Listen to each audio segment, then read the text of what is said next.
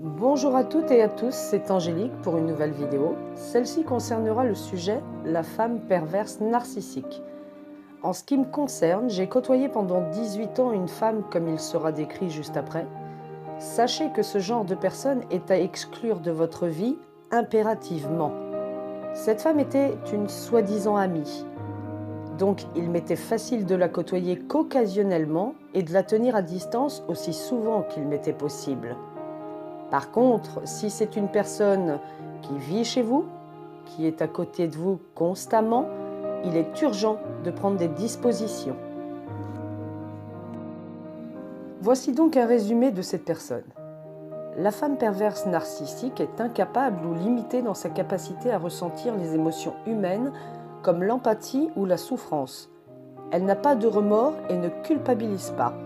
Ce que l'on peut constater lorsqu'elle s'en prend à quelqu'un, le fait souffrir, elle s'en fiche complètement, et même pire, si la personne est au plus mal, elle s'en réjouira. Elle ne connaît pas le sentiment de honte.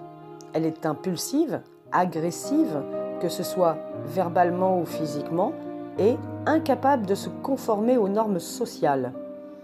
Elle ne prend pas ses responsabilités, mais rejette toujours la faute sur les autres.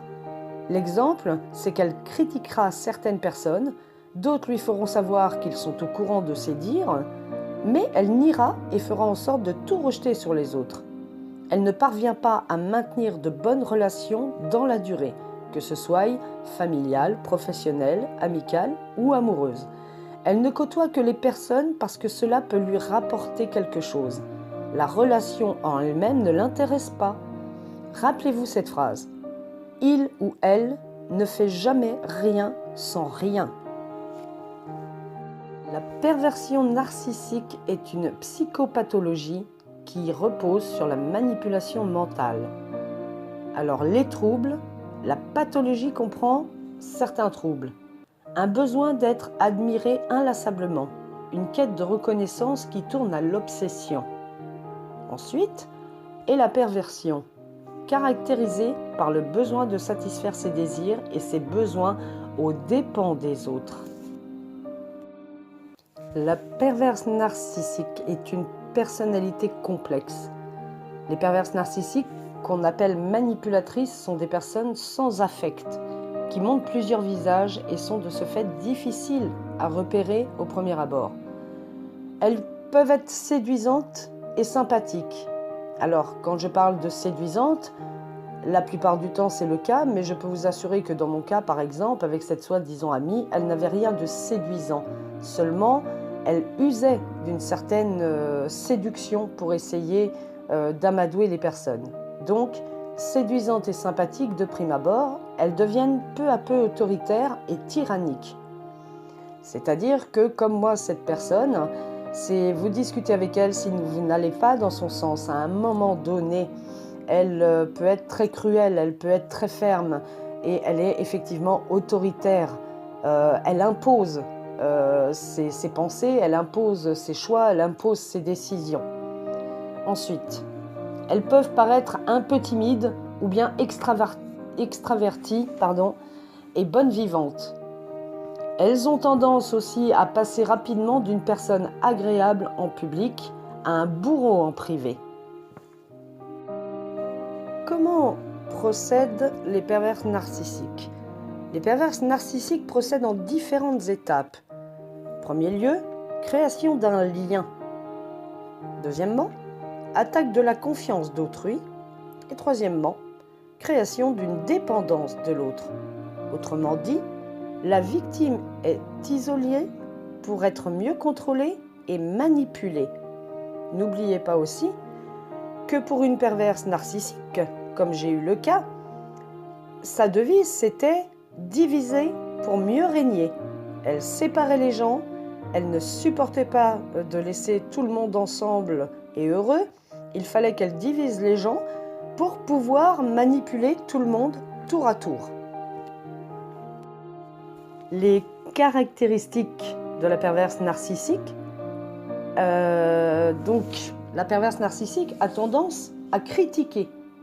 Alors, elle a tendance, c'est une grosse tendance, je vais vous dire, parce que moi, la personne dont je vous parle, c'est une personne qui critiquait tous les gens qu'elle avait autour. Hein. Donc comme je dis, quand elle a une relation, c'est que ça lui rapporte quelque chose, donc elle s'en fout du lien qu'elle va créer avec, si ce n'est lui faire croire des choses et qu'elle est de bonne compagnie, etc. Tout ça parce qu'elle a quelque chose dont elle a besoin avec cette personne. Mais par contre, dès qu'elle se retrouvera avec d'autres personnes, elle n'hésitera pas une minute à critiquer cette dernière. D'ailleurs, elle critique tout le monde et surtout ce qui est lamentable, c'est qu'elle est capable de critiquer ses propres enfants. Si elle a des belles-filles et des gendres, elle les critiquera aussi. Mais le pire que j'ai pu constater, mais vraiment, c'est que elle a pu aussi critiquer tous ses petits-enfants. C'est hallucinant. Cette personne critiquera tout le monde. Ensuite, se rendre supérieure en écrasant les personnes autour. Se valoriser. De toute façon, sachez qu'elle a toujours raison, que ce soit sur un côté médical, si elle parle de politique, enfin bon, en gros, elle a tout vu, elle a tout fait, mais elle est supérieure à vous parce qu'elle connaît beaucoup plus de choses que vous. Elle sera toujours pour elle de bons conseils, et si vous ne les suivez pas, effectivement, là, c'est une autre chose.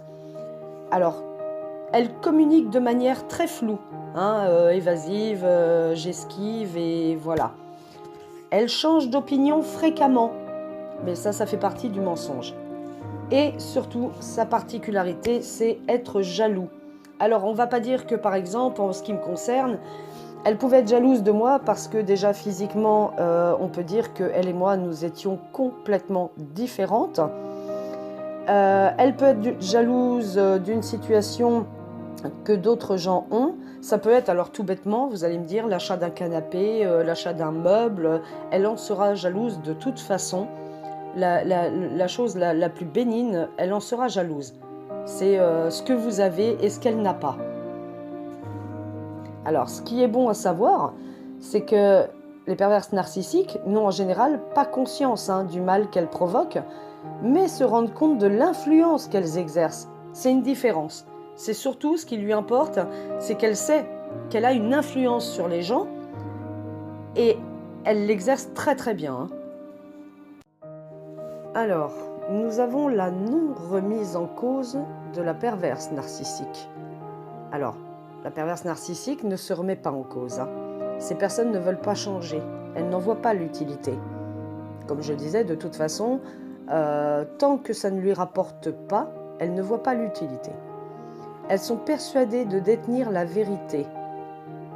Elles sont dans le déni total. Elles n'ont jamais tort.